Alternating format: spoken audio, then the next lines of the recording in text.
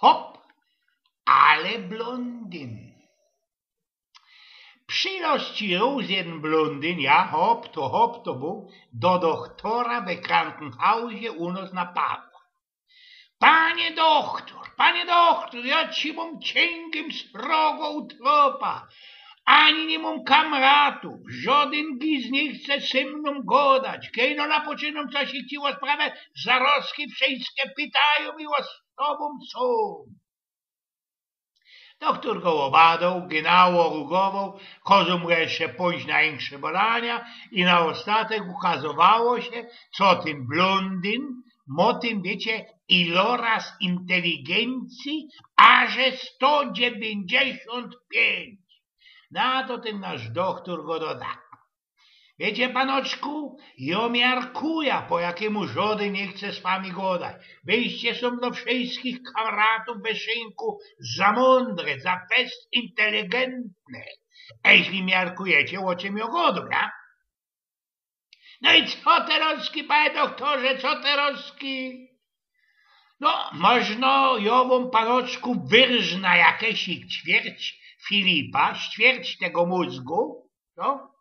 Hop sfornie przystał na to, poszł na tę operację, jakieś 2 tygodnie po tym wyżynaniu, po tym lazarycie, ten istny Józef depce do tego swojego doktora.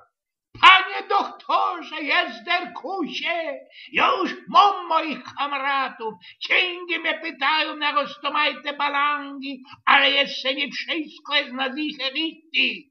Można byście mnie jeszcze ćwierć Filipa tego mózgu wyżnyli, ja? No, nie śleciało już ze 3 tygodnie i ten istny, ten blondyn, uradowany wito się na ceście z tym doktorem, klupie ci go tak po puklu i godo.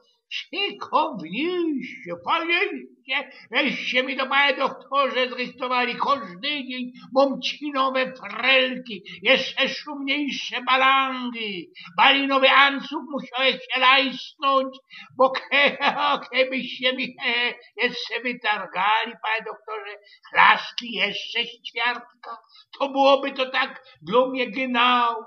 No cóż miał doktor powiedzieć? Wziął go do lazarytu, pajtnął jeszcze ta ćwiercina jego mózgu. Po jakimś miesiącu doktor trafił na drodze tego opa, tego istnego swojego pacjenta, ale jakoś takiego, wiecie, markotnego, jarkownego. Pyta się tego istnego ten doktor. Panoczku, a co to wam się stało? Coś się taki markotny. Nie chce żaden z wami godać, nie chce żaden sznaps naszluknąć, działki też jakoś wam już można nie przają, bo można sumeście te roski zagupi, sumeście jakoś ipta, co?